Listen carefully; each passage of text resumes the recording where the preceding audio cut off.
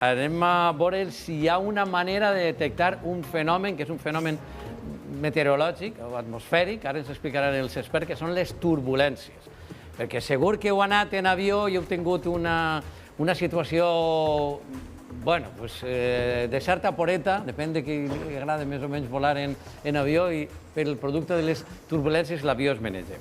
Bueno, pues ahir un passatger va morir i diverses persones resultaren ferides. Va passar en un vol de Londres a Singapur com a conseqüència precisament d'aquestes turbulències.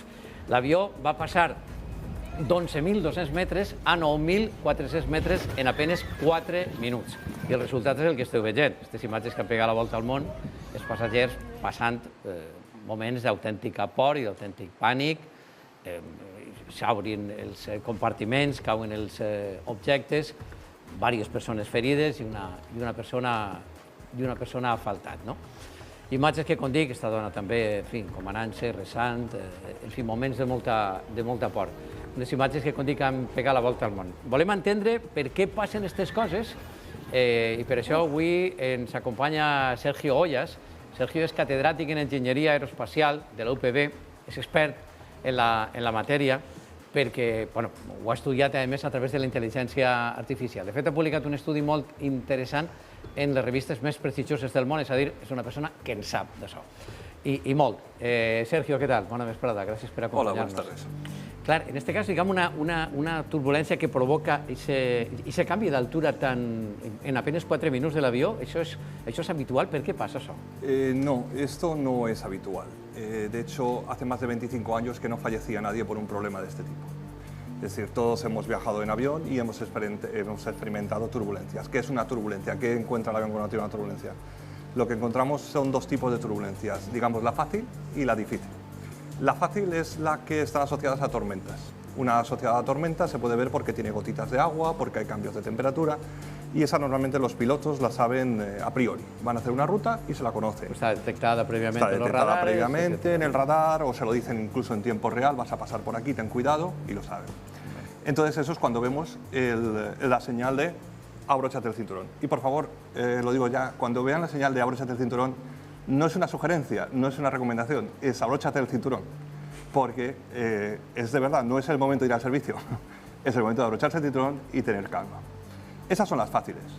Si el piloto ve que la puede pasar simplemente con un poquito de bamboleo, pues entra. Si el piloto ve que es una cosa muy seria, la rodea, intenta rodearla. Baja velocidad, intenta prevenirla. Nunca jamás ha habido una catástrofe, un accidente catastrófico por turbulencia. Las películas no son verdad. El avión no se va a caer, no le va a pasar nada, no se va a romper por la mitad. No hay ningún problema, tranquilicemos a la gente. No va a pasar nada. ¿De acuerdo? El segundo son las complicadas. Las complicadas son cuando de repente, sobre todo pasan por así decirlo, autopistas del aire, por ejemplo la corriente del Golfo, que viaja desde América hasta Europa y que es la que solemos usar. Son corrientes muy estrechas que tienen una gran velocidad y que los aviones aprovechan para poder ir más rápido.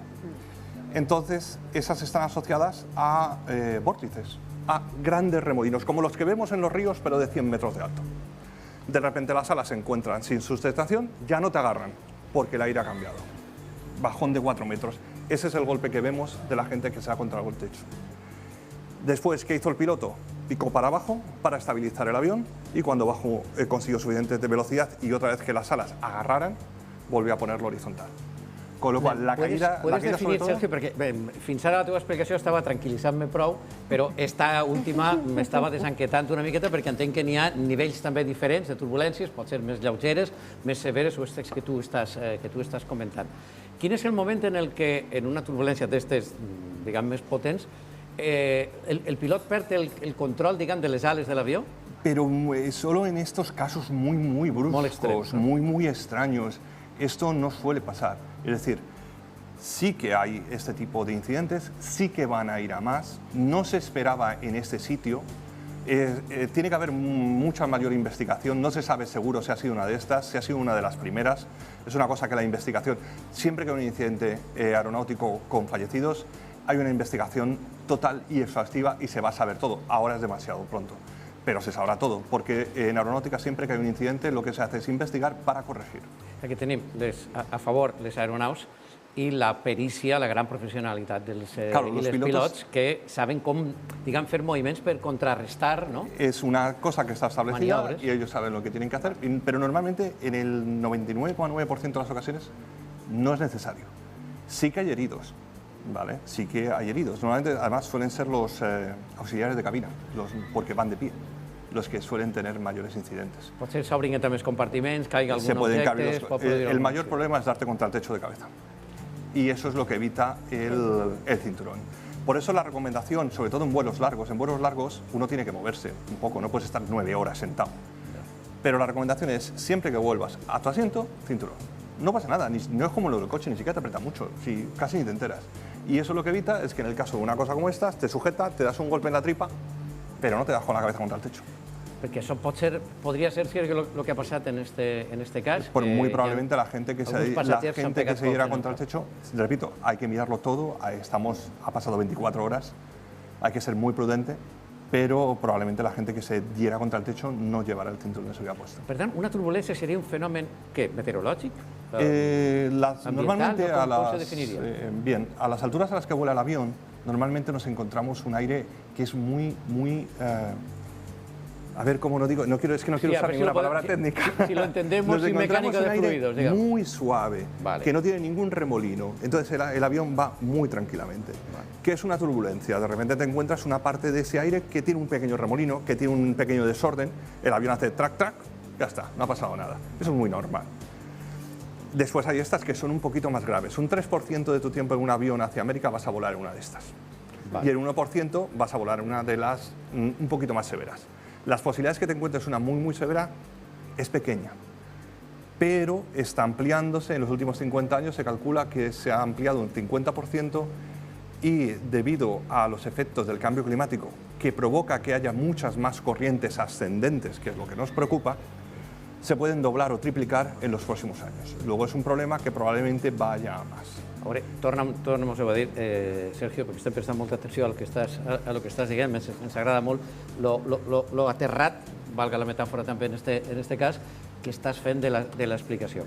És a dir, s'han incrementat en els últims anys un 50% i continuaran creixent per el canvi climàtic. N'hi haurà més turbulències. Ens enfrontem a més turbulències en el futur. Sobre todo en vuelos cortos por Europa, en vuelos cortos a las islas, no es una cosa que nos preocupe excesivamente. Pero en los vuelos que van a cruzar el Atlántico y, curiosamente, en los vuelos sobre todo que vienen desde América hasta Europa, se ha detectado que va a haber más de esto. Hi ha manera que els tècnics, els especialistes, la ciència, la intel·ligència artificial ens done un model de predicció d'aquestes turbulències més complicades? Es muy complicado porque las ecuaciones de la mecánica de fluidos, que es lo que rige todo el aire alrededor de un avión o en la meteorología, tienen cerca de 160 años. Todavía no sabemos resolverlas. Por ejemplo, para que la gente entienda un problema, una idea clara, si yo quiero simular, si yo quiero saber cómo se comporta el aire cerca de un avión, necesitaría el ordenador más grande del mundo durante los próximos 100.000 años. Como normalmente no tenemos tanta paciencia, tenemos que usar modelos. Esos modelos son desgraciadamente imperfectos. ¿Por qué es esto? Porque todavía no hemos conseguido resolver la turbulencia, es un problema abierto de la física. Probablemente el que tiene más interacciones con el día a día, porque turbulencia también es lo que tu coche deja por detrás, turbulencia también es el café con leche cuando marcas la cucharilla, lo que mezcla el azúcar es la turbulencia está en todos lados. De hecho, los motores de los coches son turbulentos. Es difícil imaginar un proceso de ingeniería o natural que no sea turbulento si tiene un fluido por medio. Per tant, si som capaços de predir-lo, però relativament, és meteorològic sí, però diguem aquestes altres turbulències, per dir-ho així, més naturals, és possible que per evitar les rutes dels avions s'hagueren de modificar? Es una cosa que, es decir, todas las agencias de seguridad siempre están detrás de esto. ¿Cuál es el problema ahora mismo? El problema es que vuelan aproximadamente 90.000 aviones al día. ¿Vale? 90.000 aviones al día. Entonces, en el mundo vuelan 90.000 aviones al día. En este año, ¿cuántos llevamos? Llevamos 100 días. Una cantidad de aviones importante. Este problema, el último fallecido fue hace 25 años. Entonces, los aviones pueden resistir esto y mucho más. Lo único que puede ocurrir es que por cuestión de fatiga estructural, igual el avión hay que retirarlo un poquito antes, pero el avión no va a tener un fallo estructural por turbulencias. Están hechos para resistir cosas muchísimo peores, que les caigan rayos encima, son bichos muy resistentes. No saps com ens deixa de tranquils això, Sergio. I que estigueu amb models d'intel·ligència artificial treballant per a poder predir, diguem, un esdeveniment atmosfèric on són les turbulències realment tan complexes i que precisament les vostres investigacions siguin publicades per revistes tan prestigioses. Ens ajudarà una miqueta més, però el que més ens ajuda és l'enginyeria de construcció dels avions i la formació dels pilots, no? Sí, la turbulencia es un problema, como decía, abierto que tiene muchas derivadas. Aproximadamente el 15% del CO2 que vertemos la humanidad cada año está relacionado con la turbulencia, de todo. Entonces, como no sabemos resolverlo, lo que estamos ahora es intentando, mediante inteligencia artificial, crear nuevos modelos que nos permitan, por así decirlo, que la inteligencia artificial nos explique a los pobres humanos qué es lo que está pasando ahí, porque no hemos sabido. Es como enseñar a un alien a que te diga, mira, pasa esto. Beneïda intel·ligència artificial, per tant. Sí, Sergio Ollas és catedràtic en enginyeria aeroespacial i, Sergio, com t'agraïm que ens hagis fet una explicació tan tranquil·litzadora i, a més, que tots hem pogut entendre. Moltes gràcies per acompanyar-nos, Sergio.